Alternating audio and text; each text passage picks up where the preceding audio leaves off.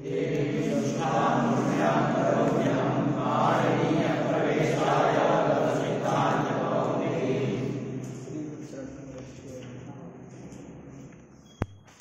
लोग गुण संधि का अध्ययन कर रहे हैं। इसमें हरे इह, विष्णु इह, ये दो प्रयोग के साधत्व का विचार चल रहा है।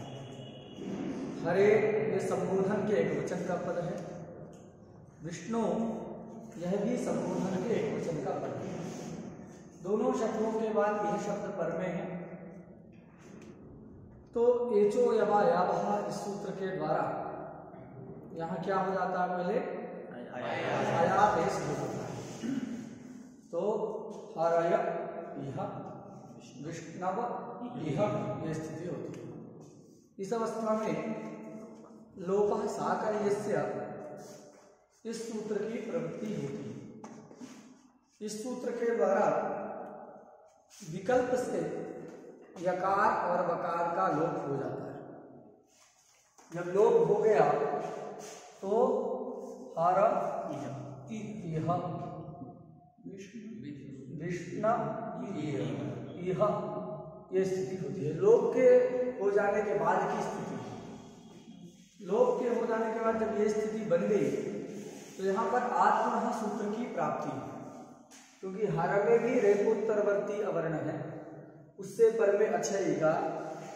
विष्णु इह यहाँ पर भी अकारोत्तरवर्ती जो अकार है उससे पर में है ई।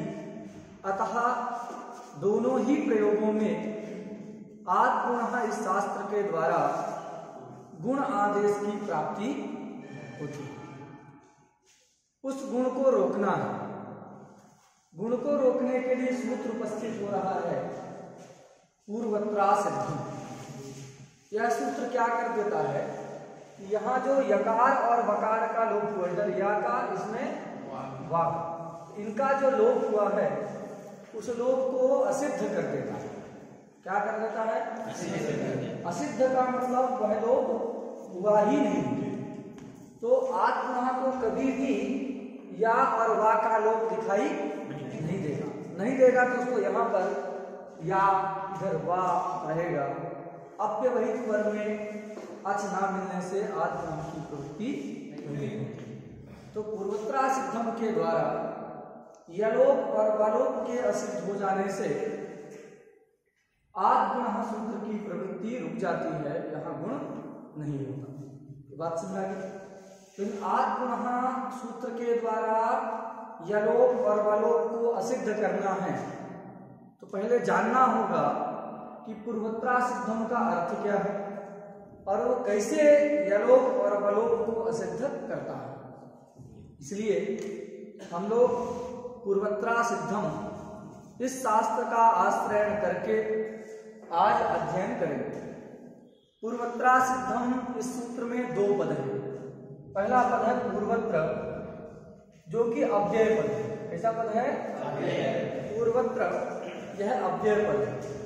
और असिद्धम ये प्रथमा के एक वचन का रूप। ये जो पूर्वत्र जो शब्द है उसमें त्रल प्रत्यय हुआ है। कौन सा प्रत्यय है? त्रल प्रत्यय होता है। और ये त्रल, तसी इत्यादि जो प्रत्यय है, तदंत शब्द जो है अव्यय संज्ञक हो जाता है। यहाँ त्रल प्रत्यय करने वाला सूत्र है सप्तम्यास त्रल। क्या सूत्र है? सप्तम्यास त्रल। ये त्रल प्रत्यय करता है, सप्तम्यास त्रल। जहां भी यत्र, तत्र, पुत्र, सर्वत्र, एकत्र, अन्यत्र जो भी पढ़ते हैं ये सब जगह कौन सा प्रत्यय समझना चाहिए? त्रल। सब जगह त्रल प्रत्यय करने वाला क्या सूत्र है? सप्तम्यास त्रल। तो इस सप्तम्यास त्रल सूत्र के द्वारा ही त्रल प्रत्यय यहाँ होता है। ये सप्तम्यर्थ में ही होता है, सप्तम्यर्थ से होता है तथा सप्तम्यर्थ का बोध करता है। पूर्व शब्द से अगर सप्तमी विभक्ति ला दे तो क्या बनता? पूर्वस्मिन। ये सर्वनाम संज्ञक शब्द है। सर्वनाम शब्द में स्मिन आदेश हो जाता है। जैसे सर्वस्मिन बनाते हैं उसी प्रकार क्या बनेगा? पूर्वस्मिन बनेगा। स्थान पर यहाँ पर पूर्वत्र ग्रंथकार ने सूत्रकार ने लिखा है। पूर्वत्र का अर्थ क्या है? पूर्वस्मिन, इतना ही अर्थ है। पूर्वत्र का अर्थ क्या होगा? पूर्वस्मिन। जैसे सर्वत्र का मतलब क्या होता है? सर्वस्मिन। एकत्र का मतलब क्या होता है? एकस्मिन होता है कि नहीं? तो पुत्र का मतलब क्या होता है? कस्मिन।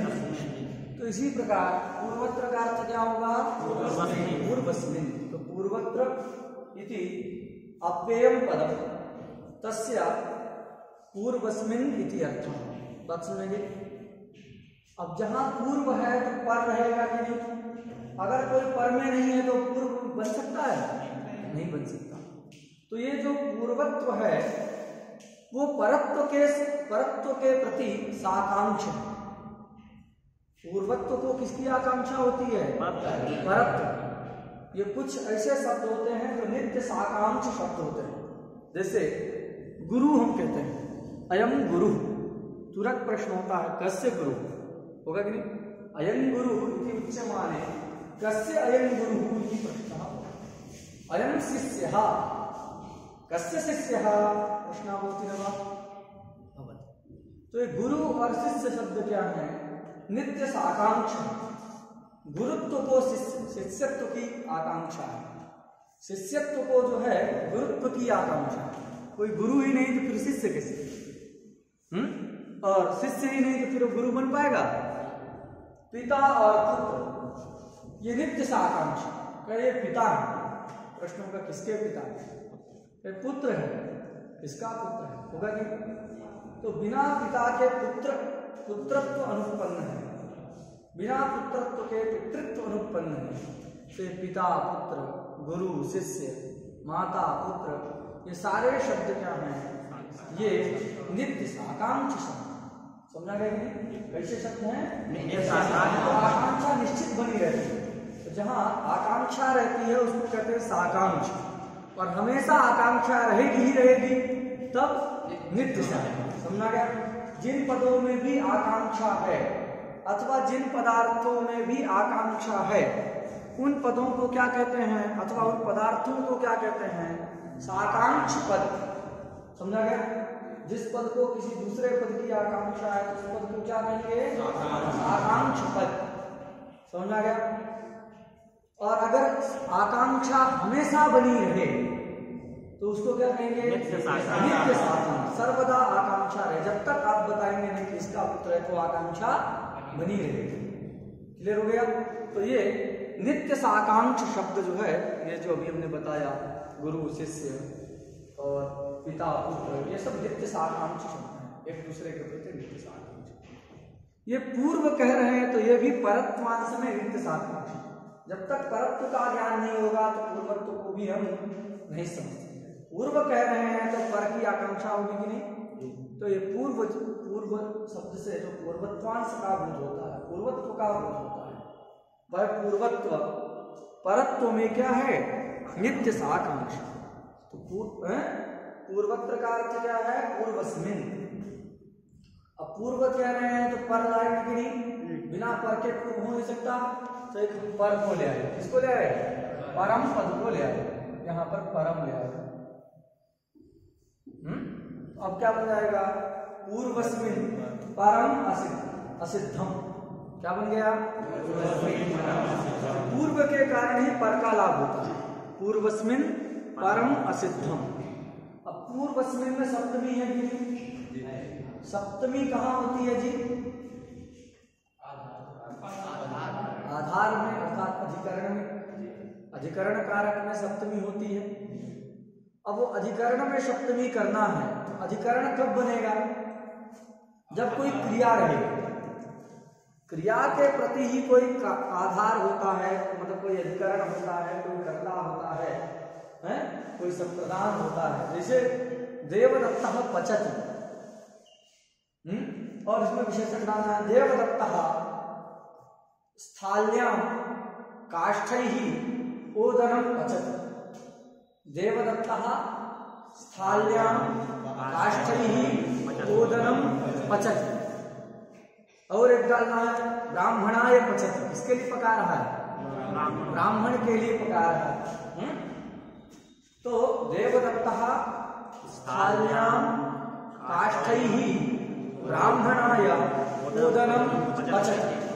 अब यहां देखो, ब्राह्मण क्या है? संप्रदान। ब्राह्मण निमित्त पाक कर रहा है तो उसका उद्देश्य हो गया कि, और स्थाली क्या है? अधिकरण है। देवदत्त क्या है? कर्ता। काष्ठ क्या है? करण। काष्ठ ही पचति। तंडुल क्या है? कर्म। अगर पचती ना रहे तो ये सारे कोई कर्ता, कोई कर्म, कोई करण, कोई संप्रदान, कोई अपादान बन सकता है? नहीं। क्रिया के कोई क्रिया रहती है तभी उस क्रिया के प्रति कोई संप्रदान बनता है, कोई अपादान बनता है, कोई अधिकरण बनता है। समझा गया? पाकक क्रिया के प्रति देवदत्त करता है, पाकक क्रिया के प्रति ही तंडुल कर्म है, उसी पाकक क्रिया के प्रति स्थाली अधिकरण है, उसी पाकक क्रिया के प्रति काष्ठ करण है। बात समझ गई? तो क्या हमने समझा कि ये कर्ता, कर्म, करण ये सब कब होते हैं? जब कोई क्रिया रहेगी। क्रिया नहीं रहेगी तो ये सब बन पाएंगे? क्रिया नहीं होगी तो ये सब बन नहीं पाएंगे। बात समझ आ गई? इसलिए कि हम क्रियाबोधक पद को ले आएंगे। किसको ले आएंगे जी? क्रियाबोधक पद को ले आएंगे सप्तमी की उत्पत्ति के। तो पूर्वत्र का अर्थ क्या है? पूर्वस्मिन। यहाँ एक कर्तव्य पद को ले आए। किसको ले आए? पूर्वस्मिन कर्तव्य परम असिद्धम। इतना वाक्य। पूर्वस्मिन कर्तव्य परम असिद्धम क्या बन गया? पूर्वस्मिन कर्तव्य परम असिद्धम। कितना समझ आ गया? पूर्व में यदि करना हो तो पर वाला बाद वाला असिद्ध हो जाता है। पूर्वस्मिन कर्तव्य परम असिद्ध। अब कह रहे हैं पूर्व, कोई कहे पर, तो प्रश्न होगा कि किसकी अपेक्षा पूर्व, किसकी अपेक्षा पर? होगा कि नहीं? एक अवधि की आकांक्षा होती है। किसकी आकांक्षा होती है? अवधि की आकांक्षा। पूर्वत्व को भी अवधि की आकांक्षा। किससे पर कहते हैं? किससे पर? तो पूर्व और पर दोनों को ही, पूर्वत्व को भी परत्व को भी किसकी आकांक्षा है? अवधि की। अवधि अवध्यंश चीज में नित्य आकांक्षा उसको है। तो अवधि यहां एक खोजना पड़ेगा, किसकी अपेक्षा पूर्व और किसकी अपेक्षा पर लिया है। खोजना होगा। किमपेक्षया अत्र पूर्वत्वं विवक्षितम्, किमपेक्षया अत्र परत्वं विवक्षितम् इति यत्र निश्चेतव्यमस्ति तत्र अवधेः निर्धारणं करणीयमस्ति। आखिर अवधि क्या है? पूर्वत्व और परत्व की अवधि क्या है? सीमा क्या है? निश्चित करना पड़ेगा। तो अवधि के रूप में किसको लिया जाए? तो हम इस पूर्वत्रा सिद्धम शास्त्र को ही ले लेते हैं। किसको ले लेते हैं? पूर्वत्रा सिद्धम। इस शास्त्र को हम क्या बना लेते हैं? अवधि बना लेते हैं। ये पूर्वत्रा सिद्धम 8वें अध्याय के दूसरे पाद का पहला सूत्र। कहाँ का है? 8वें अध्याय के दूसरे पाद का पहला सूत्र। इसी को अवधि बनाना। ठीक है? तो इस पूर्वत्रा सिद्धम शास्त्र से पूर्व और पर से भी किसको लेना है? पूर्वत्रा सिद्धम शास्त्र से पर। क्लियर हो गया? तो कैसे कहेंगे? पूर्वत्रा सिद्धम इति शास्त्रात् पूर्वस्मिन् कर्तव्ये अस्मात् परम असिद्धम भवति। बन गया कि नहीं? इस शास्त्र से पूर्व में करना हो, अस्मात् पूर्वत्रा सिद्धम इति शास्त्रात् पूर्वस्मिन् कर्तव्ये अस्मात् परम असिद्धम भवति। पूर्व की भी अवधि पूर्वत्रा सिद्धम, पर की भी अवधि पूर्वत्रा सिद्धम। समझा गया? तो पूर्वत्रा सिद्धम इत्यस्मात् पूर्वस्मिन् कर्तव्ये अस्मात् परम असिद्धम भवति। इससे पूर्व में करना हो, इससे बाद वाला क्या हो जाता है? असिद्ध हो जाता है। इतना बात समझा गया? ये अवधि के रूप में इसका लाभ हुआ, क्योंकि अवधि नहीं रहेगी तो पूर्वत्व और परत्व का जो है ठीक से हमको समझ में नहीं है। उसको हमेशा अवधि की आकांक्षा बनी है। किम अपेक्षया पूर्वत्व किमपेक्षया परत्व विवक्षित है, यह आकांक्षा बनी रहती है। बात समझ आ गई? तो यहाँ अवधि के रूप में हमने इसको ले लिया। अब देखिए ये जो सूत्र है पूर्वत्रा सिद्धम, ये 8.2.1 का सूत्र है, 8वें अध्याय के दूसरे पाद का पहला सूत्र है। तो यहां से पूर्व लेना है कि नहीं? इससे पूर्व में कितना अंश है? तो 8 अध्याय अष्टाध्यायी में है, ये हम लोग जानते हैं। प्रत्येक अध्याय में कितने पाद हैं? 4 पाद प्रत्येक अध्याय में विद्यमान। टोटल पाद अगर गिना जाए तो 800 का 32 पाद जो है इसमें है। अब इसका अगर विभाजन किया जाए, बीच में इसको रख करके, पूर्वोत्तरा सिद्धम को रख करके विभाजन किया जाए, तो इसके पूर्व में कितना है? 7 अध्याय है कि नहीं? और 8वें अध्याय का एक पाद है कि नहीं? तो इस पूर्वोत्तरा सिद्धम से पूर्व में 7 अध्याय हैं और एक पाद, और इसके बाद में 3 पाद है कि नहीं? तो जो 7 अध्याय हैं उस 7 अध्याय को कहा जाता है सप्ताध्यायी। सप्तानाम अध्यायानाम समाहारः इति सप्ताध्यायी। सुना गया? कैसे बनाओगे? सप्तानाम अध्यायानाम समाहारः इति सप्ताध्यायी।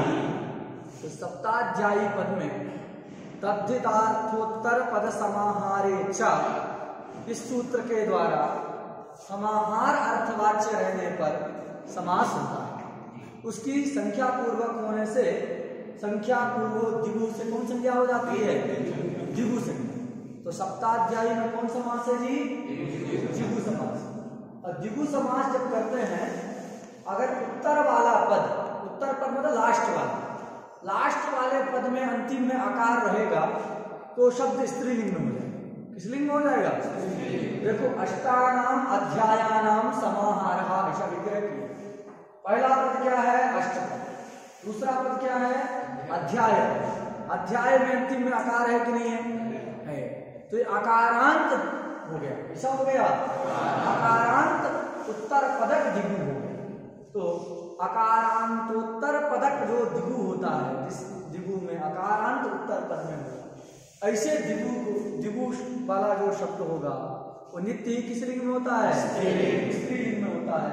एक सूत्र है द्विगो, लौकुम जी ने त्रिलोकी बनाया, त्रयाणाम लोकानाम समाहारः इति त्रिलोकी। तो द्विगो वहां पर जो है सूत्र से होता है। उसी प्रकार यहाँ पर भी द्विगो सूत्र के द्वारा ही गीत प्रत्यय हुआ है। समझा गया? ऐसे बहुत सारे शब्द आप बना सकते हैं। अष्टानाम अध्यायानाम समाहारः इति अष्टाध्यायी, यहाँ पर भी द्विगु समास, द्विगु से गीत। द्वादशानाम अध्यायानाम समाहारः इति द्वादशाध्यायी। मीमांसा शास्त्र को द्वादशाध्यायी कहते हैं। मीमांसा दर्शन है ना, तो पूर्व मीमांसा में 12 अध्याय है। कितने अध्याय हैं? 12 अध्याय, इसलिए उसका नाम है द्वादशाध्यायी। कैसे बनाया समझ में आ गया? द्वादशाध्यायी। पंचानाम अध्यायानाम समाहारः इति पंचाध्यायी। भागवत में प्रसिद्ध रास पंचाध्यायी। तो पंचाध्यायी जो इसी प्रकार बनाना है।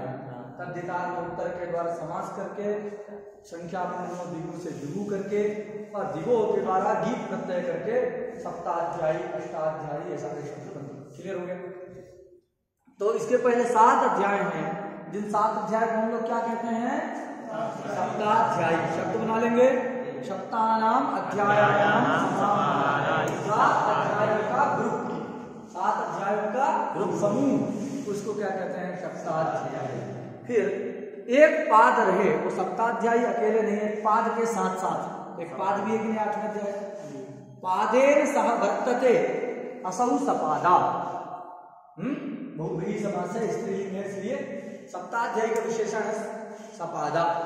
पादेन सह वर्तते असौ सपादा, ऐसा लोग बना लेंगे। बहुव्रीहि समास करके पादेन सह वर्तते, पादेन सह वर्तते इति सपादा। ये सप्ताध्यायी का विशेषण सपादा, बना लोगे कि नहीं? तो फिर दोनों में क्या करना है? कर्मधारय समास करना है। सपादा चासु सप्ताध्यायी चा इति सपाद सप्ताध्यायी। समझा गया? पहले सप्ताध्यायी बना लेना, फिर सपादा बना लेना, पादेन समवर्तते इति सपादा, वो भी बना लेना। फिर दोनों सपादा शब्द का और सप्ताध्यायी का कर्मधारय समास करना है, विशेषणम विशेषेण बहुलम किया। तो सपादा चासु सप्ताध्यायी च इति सपाद सप्ताध्यायी। सपादा में जो स्त्रीलिंग वाला एक प्रत्यय दिख रहा है, इस प्रत्यय का लोप हो जाता है। कर्मधारय जब करेंगे तो पुंबत भाव होकर के उसकी निवृत्ति हो जाती है। कर्मधारय पुंबत जातीय देशीयेषु, इस सूत्र से पुंबत भाव यहाँ हो जाता है। चलो, तो कुल मिला के विग्रह आपको याद रखना है। सपादा चासु सप्ताध्यायी च इति सपाद सप्ताध्यायी। तो इसके पूर्व में जितने भी सूत्र हैं उसको क्या कहेंगे? क्या किया है अभी? पूर्वत्रा सिद्धम अस्मात् पूर्वस्मिन् कर्तव्ये अस्मात् परम असिद्धम। समझना? यही किए। इससे पूर्व कितना है? पूर्व जितना 7 अध्याय 1 पाद, उसको हमको कहना है, तो उसके लिए क्या शब्द मिल गए हमको? सप्ताध्यायी। उतने समुदाय हम क्या कहेंगे? सप्ताध्यायी। समझ आ गया? अब ये सपाद सप्ताध्यायी पद की सपाद सप्ताध्यायिस्थ सूत्र में लक्षण है। कहाँ लक्षण है?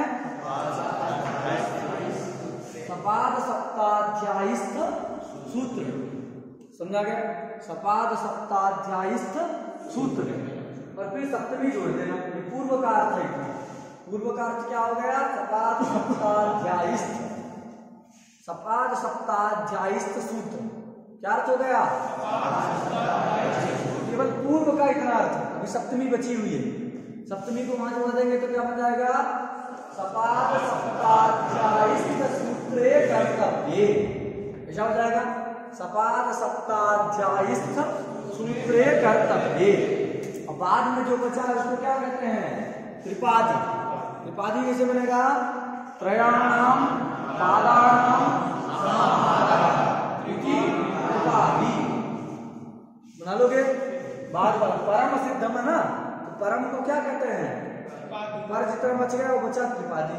तो त्रयाणाम पादानाम समाहारः त्रिपादी। इस त्रिपादी पद की भी क्या हो जाएगी?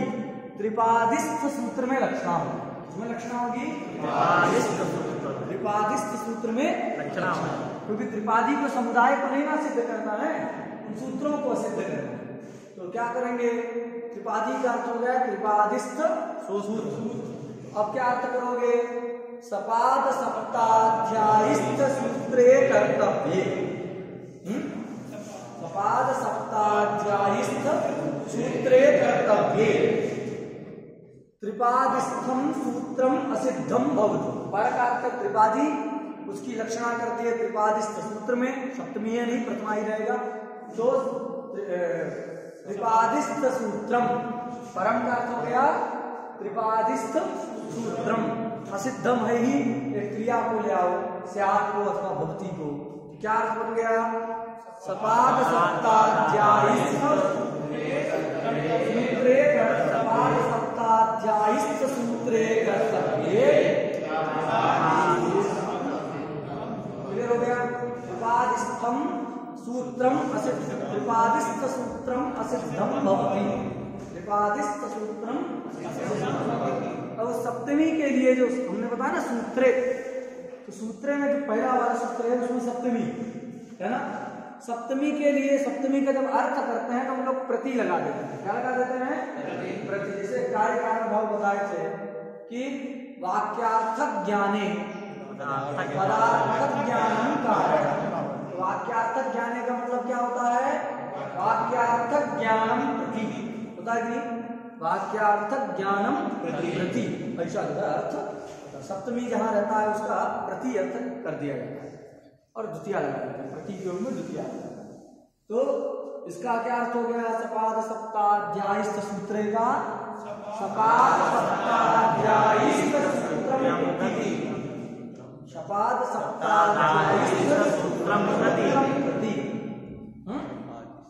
सपाद सप्ताध्यायीसूत्रम प्रति अथवा सूत्र ही कार्य कर्तव्य, कार्य करना हो तो ठीक है, अथवा सामान्य भी कर्तव्य को ना भी कहे तो कितना होगा, सपाद सप्ताध्यायीसूत्रम प्रति त्रिपादिस्थम मतलब त्रिपादिस्थ सूत्रम असिद्धम भवति।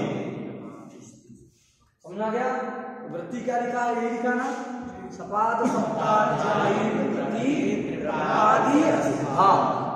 त्रिपादी असिद्धा का मतलब क्या, तो अर्थ क्या करोगे उसका, वो सब लक्षण है वहां, तो इसलिए पूरा अर्थ क्या समझे आपको, सपाद सप्ताध्यायीस्थ सूत्रम प्रति त्रिपादिस्थ सूत्रम असिद्धम भवति, ये अर्थ बना। कैसे बना तो हमने पूरा जड़ से जो समझा कि सूत्र से ही कैसे पूरा अर्थ निकला, इसको आपको समझना है। क्या अर्थ हुआ परस्पर अर्थ अभी,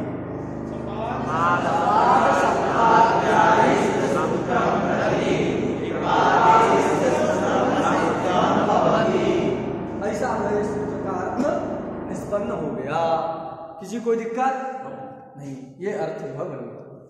तो असिद्ध का मतलब क्या है जी, असिद्ध का मतलब क्या है कि इसकी दृष्टि में वो शास्त्र है ही नहीं, वस्तुतः असिद्ध थोड़ी, सूत्र बने हैं कि नहीं बने हैं, तो मतलब क्या है, वो सिद्ध है, अरे बने पहले से सूत्र पार्टी जी बनाया, बनाया का मतलब क्या है कि सूत्र सिद्ध है, पहले से है। ये क्या करता है, सूत्र तो हैं उनमें असिद्धत्व का आरोप करता है, क्या करता है, आरोप करता है। वस्तुतः सूत्र की सत्ता का अभाव जो है नहीं बोधित करता है, अरे सूत्र है उसके अभाव कैसे आप बता देंगे, ये क्या करता है, आरोप करता है। जैसे सिंहो मानव का प्रयोग सुने नहीं सुने, अरे गांव में सुने होंगे जी, लोग कहते हैं बचवा जो है शेर है, लड़का जो है शेर है, नहीं कहते हैं, ये लड़का जो है क्या है, शेर। क्यों कहते हैं, जब वो निडर रहता है, किसी से डरता नहीं है, स्वच्छंद होकर घूमता है, बड़ा बलवान हो, तो लोग क्या कहते हैं उसके लिए, अरे वो तो शेर है, कहते हैं नहीं। मानव मतलब बच्चा लड़का, तो मानव का सिंहो मानव का। अब बताओ सिंह कभी मानवक हो सकता है क्या, शेर कभी मानवक नहीं हो सकता, मानवक कभी शेर नहीं हो सकता है, नहीं हो सकता। किया क्या, लेकिन प्रयोग होता है कि नहीं, हिंदी में आप सुने होंगे सिंहो मानव का, हिंदी तो आप सुने होंगे कि बच्चा क्या है, अरे बच्चा तो शेर, चलो कहते हैं कि नहीं। तो ये कैसे व्यवहार होता है, वो शेर नहीं, वस्तुतः शेर थोड़ी, क्या है उसमें सिंह का जो धर्म है निर्भीकत्व, सिंह डरता है किसी से, राजा डरता नहीं, बड़े बड़े हाथियों को भी पछाड़ देता। तो सिंह जो है क्या है, वो निर्भीक रहता है, तो सिंह में एक धर्म क्या है, निर्भीकत्व। कोई क्रूर भी रहता है तो कहते हैं शेर हो क्या, ऐसा कहते थे। तो सिंह जो क्रूर भी होता है, तो सिंह में जो क्रूरत्व है, सिंह का तो जो क्या है, कौर्य है, क्रौर्यम, तो सिंह का तो जो क्रौर्यत्व है, तदगत जो निर्भीकत्व है, उस सब का आरोप किसमें कर दिया जाता है, बच्चे में भी कर दिया जाता है। तो धर्म का आरोप करके हम लोग प्रयोग क्या करते हैं, प्रयोग से। उसी प्रकार इसमें असिद्धत्व बोध करा रहे हैं कि नहीं, कि वो असिद्ध होता है, तो सिद्ध में असिद्धत्व का बोध कराने का मतलब असिद्धत्व का आरोप करके। आरोप कहाँ किया जाता है, जो वस्तु जैसा नहीं है उसी में वैसा आरोप किया जाता है। एक रस्सी है, अंधेरे में आपको ठीक से दिखा नहीं, आप क्या समझ गए, तो रज्जू में क्या किए, सर्पत्व का आरोप ही न हुआ। जैसे आपको ज्ञान हो गया कि इसमें सर्पत्व नहीं है, फिर उससे डर लगेगा नहीं। जब तक ज्ञान नहीं होता कि ये रस्सी है, तब तक व्यक्ति डरे रहता है कि नहीं, तब तक उसको डर बना रहता है। तो आरोप ही करता है, क्या करता है सूत्र, क्या करता है जी, आरोप करता है। सूत्र तो सिद्ध है, सिद्ध सूत्र में असिद्धत्व का क्या कर देता है, आरोप करता है। जब आरोप करते हैं तो हम वहां वत लगा दिया जाता है। क्या लगा दिया जाता है? तो असिद्धवत करता है। क्या करता है? जैसे आप पढ़े होंगे कोई सूत्र है, जैसे सार्वधातुकम अपित, एक सूत्र सार्वधातुक अपित, अपित जो सार्वधातुक है वो गितवत हो जाता है। कहता है कि सार्वधातुकम अपित, जहां पकार की संज्ञा होती है उसको पित कहते हैं, और पकार की संज्ञा ना हुई हो तो अपित। तिप है, सिप है, मित है, ये सब पित कहलाएगा, है कि नहीं? तिप्त जी पढ़ते हैं तो तिप प्रत्यय, सिप प्रत्यय, मित प्रत्यय, इनमें सब में पकार की संज्ञा हो जाती है, ये सब पित। उसके अतिरिक्त सब क्या हो गए? अपित। उनको गित कर देता है। गित का मतलब गकार जिसमें इत हो उसको गित कहते हैं। वास्तव में गकार की संज्ञा हुई है? नहीं हुई तो क्या करते हैं? उसमें गित्त धर्म का आरोप करते हैं। क्या करते हैं? गित्त धर्म का आरोप। उसके लिए प्रयोग क्या करते हैं? गितवत होता है। क्या होता है? गितवत मतलब वस्तुतः गित नहीं है, उसकी तरह उसमें कार्य हो जाता है। बात समझ आ गया? तो आरोप किया जाता है। तदवत ये पर यह सूत्र भी क्या करता है? सिद्ध सूत्र में, सिद्ध सूत्र में असिद्धत्व का आरोप करता है। बात समझ आ गई? आरोप करता है। सपाद सप्ताध्यायस्थ जो सूत्र हैं उन सूत्रों के प्रति त्रिपादिस्थ सूत्र क्या हो जाते हैं? असिद्धवत हो जाते हैं। क्या हो जाते हैं? असिद्धवत। इसमें किसी को दिक्कत? अब देखो थोड़ा सा एक और विचार करते हैं। ये पूर्वोत्तरा सिद्धम सूत्र कहाँ का है? 8 2 1। मतलब हमारे पूछने का तात्पर्य है कि त्रिपादी का है कि सपादी का है? त्रिपादी का। तो सपादी की दृष्टि में असिद्ध होगा कि नहीं होगा? पूर्वोत्तरा सिद्धम में शास्त्र जो है भाई कह रहा है कि सपादी की दृष्टि में सपाद सप्ताध्यायी के प्रति त्रिपादी असिद्ध होता है। तो पूर्वोत्तरा सिद्धम भी त्रिपादी का है, ये असिद्ध है कि नहीं? है पक्का? किसको किसको लग रहा है कि नहीं? सबको लग रहा है कि नहीं। एक हम एग्जांपल लेते हैं, आप बताइएगा ठीक। कोई एक व्यक्ति है, वो कहता है कि मैं जो कुछ भी कहता हूं सब झूठ कहता हूं। ऐसा उसने कहा, मैं जो कुछ भी कहता हूं सब झूठ कहता हूं। सर्वम वाक्यम मिथ्या ब्रवीमि। संस्कृत में उसी को बोले तो सर्वम वाक्यम मिथ्या ब्रवीमि। अब ये वाक्य सत्य है कि ये वाक्य झूठा है? सर्वम वाक्यम मिथ्या ब्रवीमि, बताओ। अरे जो वाक्य है सर्वम वाक्यम मिथ्या ब्रवीमि, ये वाक्य सही है कि ये वाक्य झूठा है? ये वाक्य सत्य है। अगर ये वाक्य सत्य होगा तभी दूसरे वाक्य में मिथ्यात्व की सिद्धि। अगर ये वाक्य भी झूठा हो तो दूसरे वाक्य को झूठा साबित कर सकता है? नहीं कर सकता। बात समझ आ गई कि नहीं? सर्वम वाक्यम मिथ्या ब्रवीमि, अगर ये वाक्य भी झूठा हो तो दूसरे वाक्यों को झूठा साबित नहीं कर सकता। इसलिए इसको जब सत्य मानेंगे, सर्वम वाक्यम मिथ्या ब्रवीमि, इस वाक्य को जब सत्य माना जाएगा तभी इसके अतिरिक्त जो वाक्य हैं उनमें किसकी सिद्धि हो पाएगी? मिथ्यात्व की सिद्धि हो पाएगी। वो सारे वाक्य क्या हैं? मिथ्या है। बात समझ आ गई कि नहीं? इसलिए इस वाक्य को सत्य मानना पड़ेगा कि नहीं? सर्वम वाक्य मिथ्या ब्रवीमि, इसको जब सत्य मानते हैं तभी अपने से इतर वाक्यों में असत्यत्व की जो है सिद्धि वो कर पाते। बात समझ आ गई? अब ये पूर्वोत्तरा सिद्धम को बताओ, ये असिद्धत्व का बोध कराता है। क्या कराता है? अगर ये भी त्रिपादी की दृष्टि में असिद्ध हो जाए तो दूसरे के असिद्धत्व का बोध करा पाएगा? सपादी की दृष्टि में, सपाद सप्ताध्यायी की दृष्टि में त्रिपादिस्थ होने के कारण ये असिद्ध हो जाए तो अन्य सूत्रों को असिद्धत्व का बोध करा पाएगा? नहीं करा पाएगा। अभी तो सब कह रहे थे करा देगा, ये भी असिद्ध है, आप कह रहे थे कि नहीं? लेकिन तो क्या समझना है? पूर्वोत्तरा सिद्धम में सूत्र असिद्ध नहीं होता, ये याद रखिए। जैसे सर्वम वाक्यम मिथ्या ब्रवीमि, ये वाक्य झूठा नहीं होता, ये असत्य नहीं होता। अगर ये भी असत्य होगा तो दूसरे वाक्य में मिथ्यात्व की सिद्धि नहीं यदि कर पाया तो वाक्य अर्थक हो गया कि नहीं? ये वाक्य क्यों प्रयोग किया? दूसरे वाक्य में असत्यत्व की सिद्धि के लिए।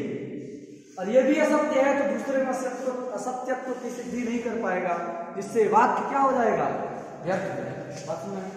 ये पूर्वोत्तर सिद्धम जो शास्त्र है ये किस लिए आया है, सपाद सप्ताध्यायस्थ सूत्र के प्रति त्रिपादिस्थ सूत्र को असिद्ध करने के लिए आया कि नहीं।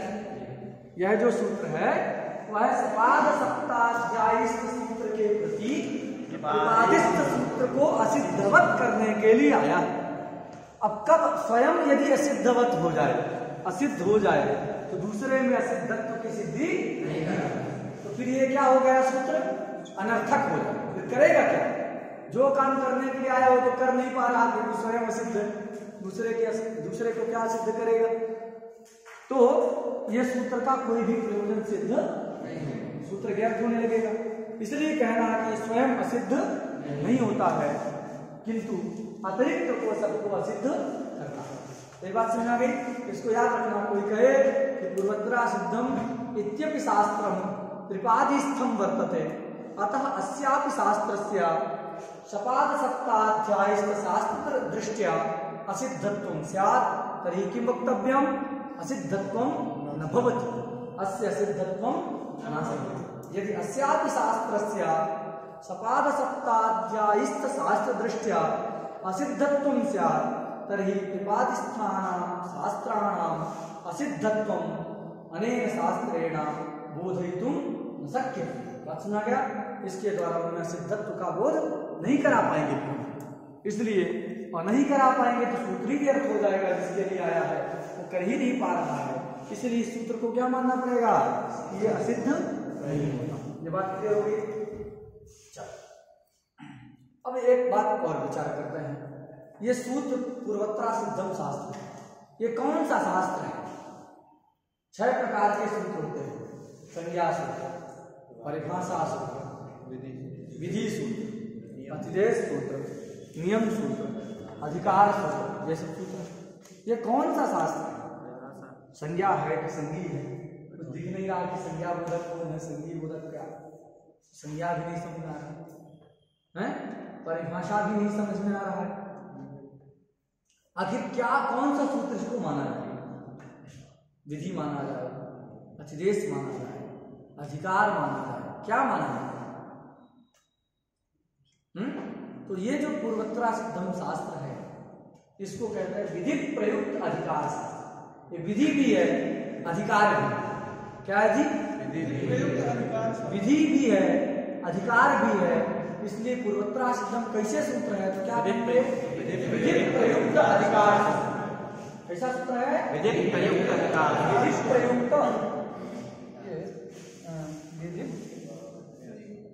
प्रयुक्त प्रयुक्ताधिकार।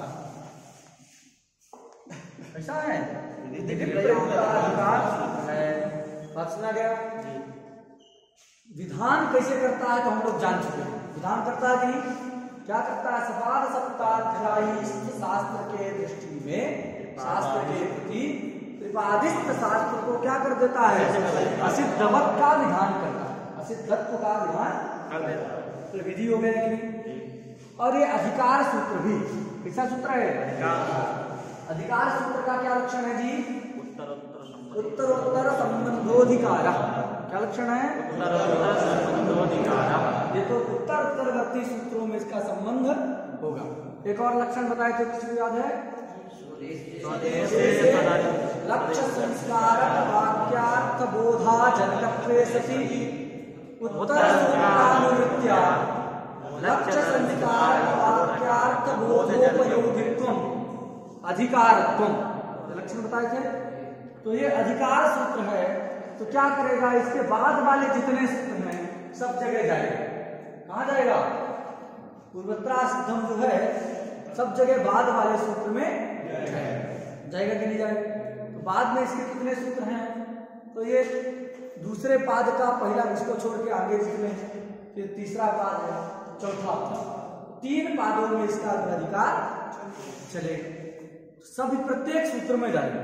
जैसे कोई एक सूत्र है, इसके बाद में एक सूत्र है, वो कुछ कार्य कर रहा है, तो उसका अर्थ होगा कि ये कार्य होता है। और ये कहता है तुम पूर्वत्र असिद्धम।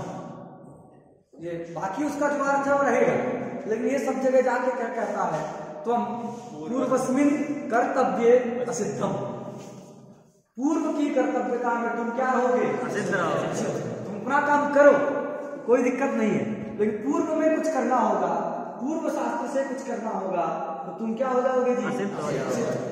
ऐसा वो सब जगह जाके कहता है, सब जगह वो एक एक सूत्र में जाता है, दूसरे में जाएगा, तीसरे नंबर में भी जाएगा और कहेगा तुम पूर्वस्मिन प्रति असिद्धम, पूर्व त्रिपादी के प्रति तुम असिद्ध। ऐसा सब जाकर के उत्तरोत्तर का जो है सिद्धत्व का बोध करा। समझा गया?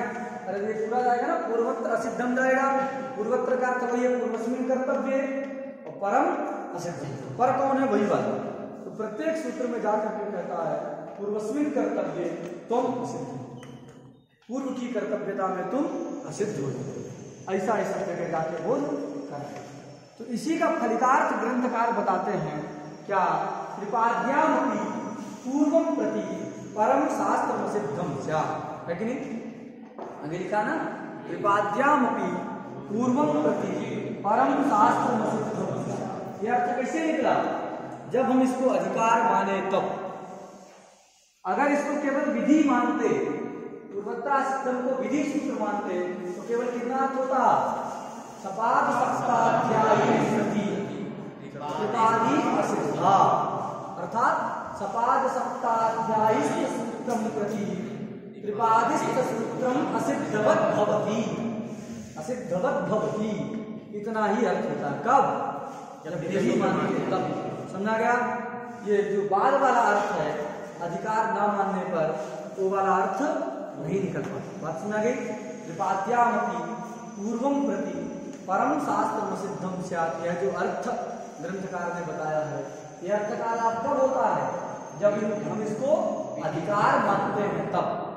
अधिकार भी मानते हैं, स्वतंत्र विधि नहीं है, विधिक प्रयुक्त अधिकार, अधिकार भी है, जब इसको अधिकार मान लेते हैं, उत्तर सूत्र में इसका सब जगह संबंध होता है और कहता है कि तुम पूर्व के प्रति, उत्तर में होगा मतलब त्रिपादी में ही होगा। अरे इसको उत्तर में कौन है, त्रिपादी ही है, तो त्रिपादी में जाकर के कहता है कि तुम पूर्व के प्रति असिद्ध हो, सबको जाके कहेगा। तो 5 नंबर का है, उसको कहेगा तुम पूर्व के प्रति असिद्ध हो, तो उसके पहले जो 4 है सबके प्रति वो सिद्ध हो जाएगा, बाद वालों के प्रति तो सिद्ध रहेगा। 6 नंबर में जाकर उसको कहेगा तुम पूर्व के प्रति असिद्ध हो, तो 5वें तक के लिए सिद्ध हो जाएगा, बाद वालों के लिए सिद्ध हो जाएगा। तो ऐसा जो है त्रिपादी में पूर्व के प्रति जो है पर शास्त्र क्या होता जाता है, सिद्ध हो जाता है। त्रिपाद्यामपि, त्रिपादी में भी पूर्व के प्रति पर शास्त्र असिद्ध होता है। क्लियर हो गया कि नहीं? तो ये जो अधिकार मानने पर ये जो अर्थ निकलता है। क्लियर? अधिकार ना माने हानि क्या है, तो दूसरा अर्थ नहीं निकल पाएगा, यही है ना, दूसरा अर्थ नहीं निकल पाएगा, ना निकले क्या हानि है। तो ये कहे, आप अगर बताओगे किसी को कि ये कैसा सूत्र है, विधि प्रयुक्त अधिकार सूत्र है, कोई कहेगा विधि मानिए अधिकार मत मानिए, आप उत्तर क्या देंगे, विधि मानेंगे तो पहला वाला अर्थ तो निकल आएगा, लेकिन दूसरा वाला अर्थ नहीं निकलेगा। वो कहेगा ना निकले, ना निकले क्या जाता है, नहीं निकलेगा तो बहुत सारा नुकसान हो जाएगा। क्या नुकसान हो जाएगा, एक प्रयोग की हम चर्चा कर लेते हैं, आप प्रयोग से परिचित हैं इसलिए वो सरल सा एक प्रयोग बता देते हैं। किम भुक्तम एक प्रयोग बनता है, क्या बनता है, किम भुक्तम प्रयोग बनता है कि बनता है। किम भुक्तम, यहाँ पहले की स्थिति क्या रहती है, ये इधर तो आएगा नहीं जी, देखो पहले किम उत्तम, ये स्थिति रहती है। ये उये एक निपात है, ऐसा उये एक निपात है, अव्यय प्रकरण में पठित है, उये निपात है, उसी के रूप में किम उ उत्तम, ये स्थिति किम उ उत्तम। फिर सूत्र होता है मय भूयो वो वा, मय में आता है मकार, मय प्रत्याहार में, उससे परे जो उसके स्थान में वाह आदेश होता है विकल्प से अच परे रहते हैं।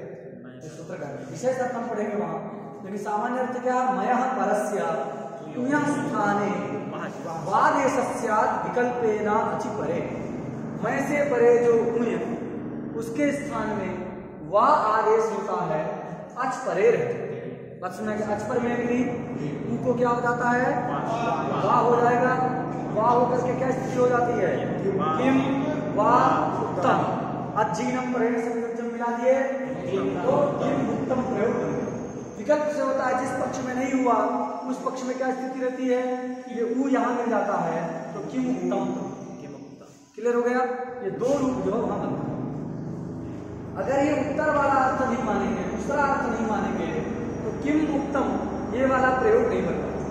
क्या नहीं बन पाएगा, किम उत्तम प्रयोग नहीं बन पाएगा। क्यों नहीं बन पाएगा, एक सूत्र है मोनुस्वारा।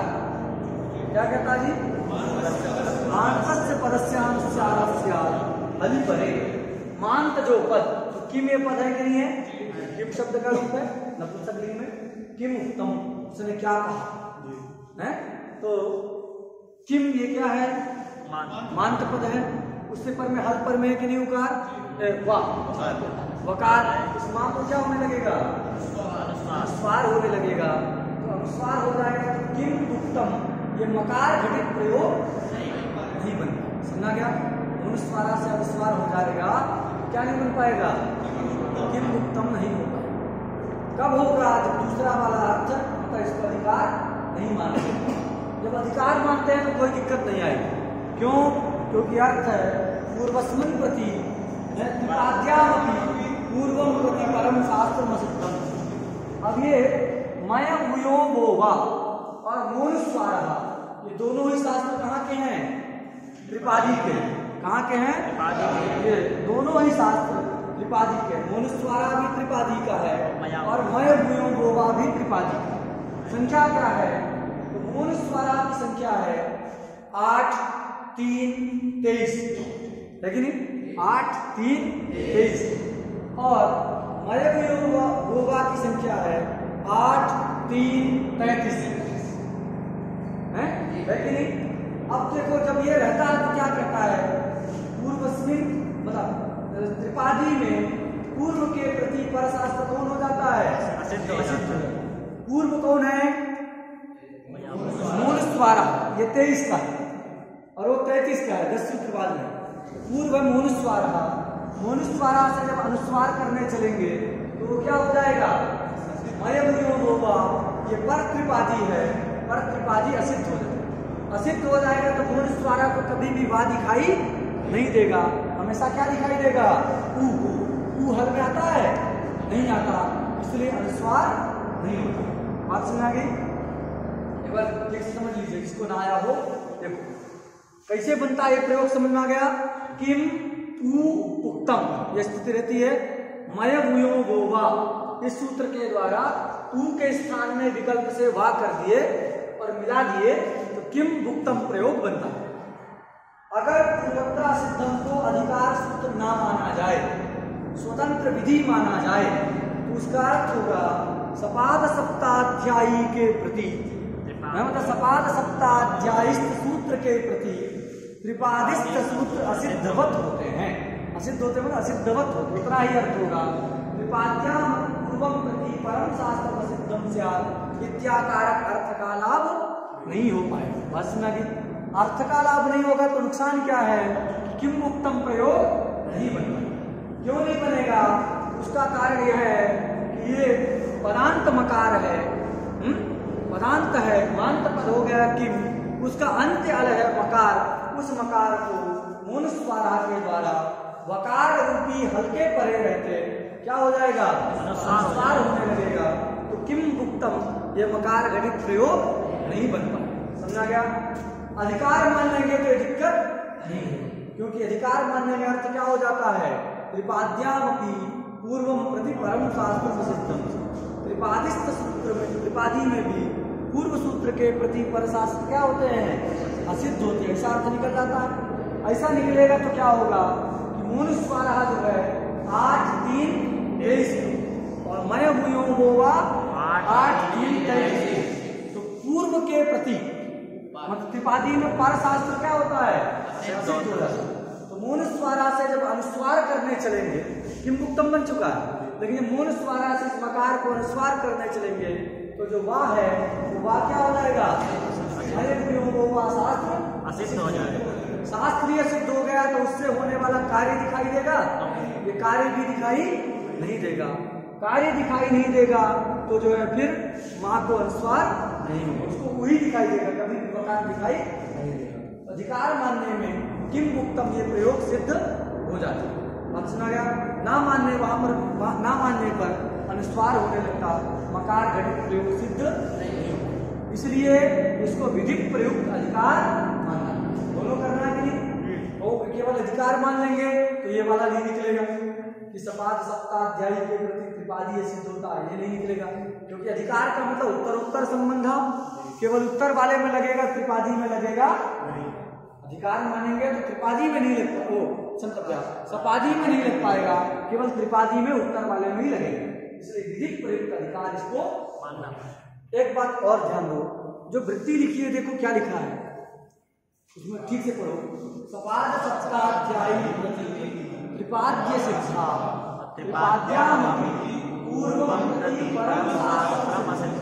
ये शास्त्रम लिख करके विशेष बात ग्रंथकार बता रहे हैं, यह सिद्ध करता है, इसमें किसी को विवाद नहीं।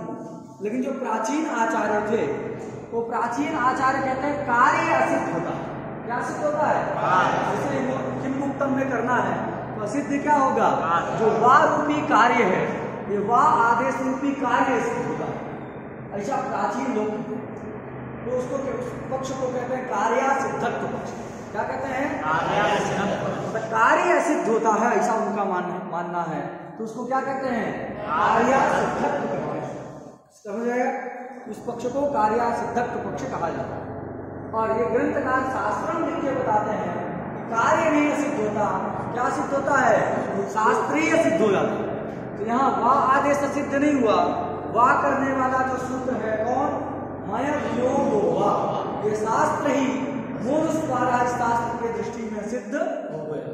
तो जब शास्त्र ही नहीं है तो उससे होने वाला कार्य स्वतः दिखाई नहीं देगा। बात सुना गई? तो शास्त्र लिख के क्या बता रहे हैं कि ग्रंथकार को कौन सा पक्ष मान्य है? शास्त्रा सिद्धत्व। शास्त्र सिद्धत्व जोड़ दो, क्या बनेगा? शास्त्रा सिद्धत्व। सूत्र के विषय में कितने पक्ष हैं? दो पक्ष, कार्या सिद्धत्वम और शास्त्रा सिद्धत्वम, ये दो पक्ष। ये ग्रंथकार लघुपंथीकार को कौन सा पक्ष मान्य है? शास्त्रा सिद्धत्व पक्ष मान्य है, कार्या सिद्धत्व पक्ष मान्य नहीं। अन्य आचार्यों को जो है मतलब प्रक्रिया कौमुदीकार आदि को यहाँ पर कार्या सिद्धत्व मानेंगे। कार्या सिद्धत्व मानेंगे तो मनोरथा प्रयोग नहीं बन पाएगा, अमू नहीं बन पाएगा, अमी नहीं बन पाएगा। अब कैसे नहीं बन पाएगा? ये सब जब हम स्वादी संधि पढ़ेंगे तो मूल स्वारा प्रयोग की चर्चा वहीं पर करेंगे, क्योंकि अभी पढ़ेंगे तो प्रक्रिया आपको ज्ञात नहीं है, बड़ी उसकी लंबी प्रक्रिया है, तो ये अधिक हो जाएगा। लेकिन ये सिद्धांत आपको याद रखना है। इसमें कौन सा पक्ष है? पक्ष ही मान्य है, कार्या सिद्धत्व पक्ष मान्य नहीं है। कार्या सिद्धत्व मानेंगे तो क्या होगा?